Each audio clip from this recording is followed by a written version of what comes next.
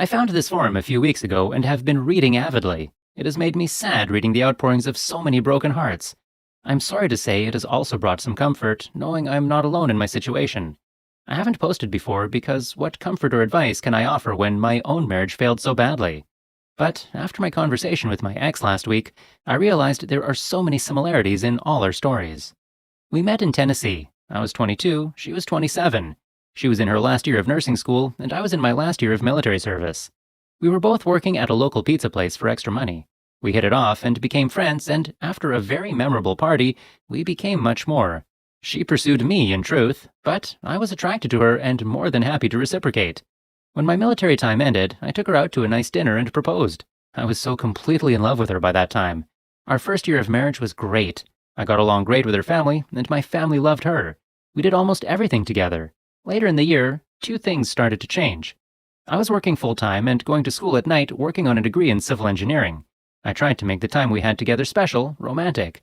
But nothing changed the fact that there was a lot less of it. I could feel her pulling away and losing interest in me. So I dropped out of school. I made a judgment that my marriage was more important, and I told myself I could always go back later. Things didn't really improve. Well guys, OP had learned something about her. She's like a kid who gets tired of her toys quickly. She becomes bored with it and moves on to a new toy. I tried to keep her engaged and keep things interesting. Gifts, vacations, different kinds of romantic bonding.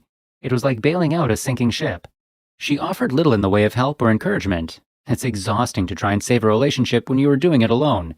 Then, the cheating behavior began.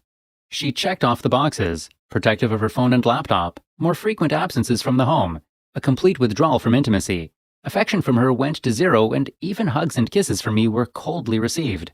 I've read this so many times in other posts here. It's like cheaters don't want to cheat on their AP with their spouse. I knew it was going on, and I was highly motivated to catch her.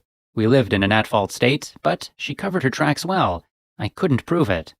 I think she noticed I was checking out of the marriage. All my attempts at initiating affection, or even talking to her for that matter, stopped. After that, she tearfully confessed to an EA with a coworker. She swore it was never physical. She made a lot of promises and apologies. I had never heard the term trickle truth before coming here, but I suspect I was served up a hot bowl of it. She wanted to work on us, wanted counseling. I chose to believe her. My heart and my intellect were not on speaking terms. We went to marriage counseling for a few weeks. That seemed to make her uncomfortable because the counselor asked some very probing questions about the emotional affair. I think she suspected, as I did, there was more to it. She discontinued after 4 sessions, but we seemed to be doing better. It was almost like I had my old wife back. I was very happy and decided to put all my suspicions behind me. This lasted about 6 months until the cycle began to repeat itself. Once again, she checked all the boxes like before. I confronted her about it twice. She said it was stress on her part, or immaturity, a favorite thing for her to throw in my face over the whole relationship because of our age gap. Intimacy stopped as she lost all interest in it, and then it happened. If you are enjoying the story so far, please give a thumbs up and subscribe to the channel. I came home and she was home early. She was sitting on her bed crying. I sat with her and asked her, almost begged her, to please talk to me. She told me she was pregnant. For a moment I was overjoyed. Then my brain began to engage. I suddenly remembered how long it had been since we had intimacy. I could see it in her face. I asked her how far along. 8 weeks. It had been over 4 months since we had last been intimate. I got up and left the room. She ran after me. Looking back and comparing the conversation that followed against the accounts of people's experiences, I'm amazed how WS all say the same things. It was just that one time. It didn't mean anything. I only ever loved you. Of all the lies they tell, that last one stings the most. I told her I was leaving the house and would be back in 1 hour. Then I would listen to what she had to say. I was shaking, angry, and in all honesty, it probably would not have ended well for either of us if I stayed. I drove to an empty parking lot and cried my heart out. I think I mean that literally because something inside me broke during that hour. When I went home, I was cold, emotionless. I didn't need to act like a gray stone. I had become one in truth. She insisted we could get past this. She saw how happy I was when she first told me. She commented on how we had wanted to start a family. She threw the baby's innocence in my face and how he or she would need a father. I sat and stared at her in complete and emotionless silence. Finally, she looked at me and asked me to please say something. She is asking for reconciliation, but nearly every word she is telling me is a lie. I told her if she wants me to even think about it, She needed to start by telling me the truth. The story I was told after that is it was the same AP all along. Even from the prior year, it was always and only physical. She never loved him, she loved me. He is not interested in having any kind of a relationship with her other than physical. He is pressuring her to terminate it. She doesn't want to. She wanted a family and wanted it with me. I told her, our marriage is over. It's been over for a year and a half, but I was just now finding out about it. I told her to pack whatever she needed for 3 days and to leave the house, and then we can discuss what comes next. She refused and kept trying to talk to me. Ordinarily, her tears would have broken my resolve, but I felt nothing. I went into the guest bedroom and locked the door. The next day, OP hired a lawyer. The paternity of the child was more than enough proof for an at-fault divorce.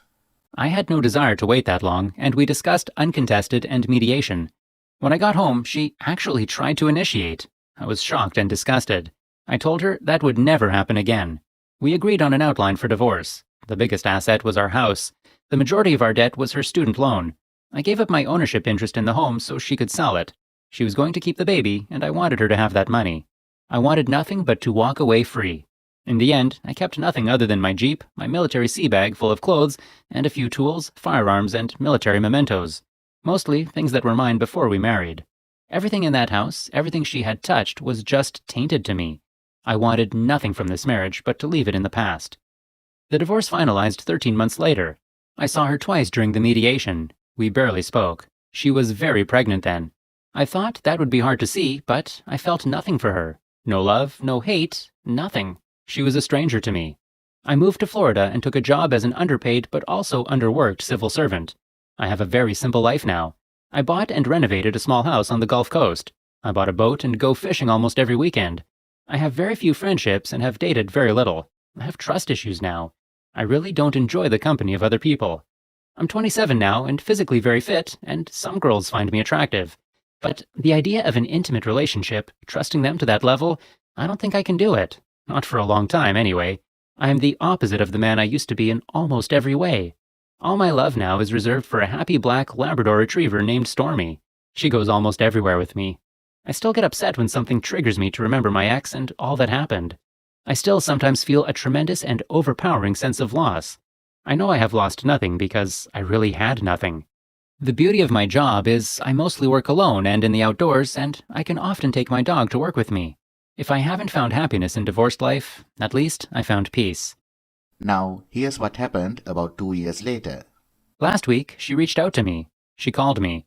I didn't know she got my contact info. It couldn't have been too hard. I wasn't exactly hiding.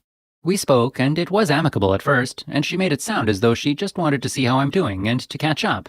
But the hidden purpose of the call was to feel me out about some kind of reconnection. She gave birth to a healthy baby girl 2 years prior. Paternity was never in question because of the timing.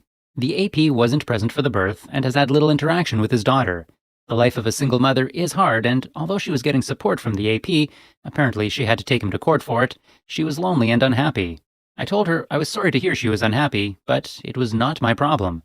I told her she had broken my heart and it was still broken today. I told her in as many words I did not love her, could not love anyone, and wanted nothing to do with her. I said to her that she made all the choices for all of us, for her, for me, and for her daughter. She left me with but one choice, and that was to walk away from her.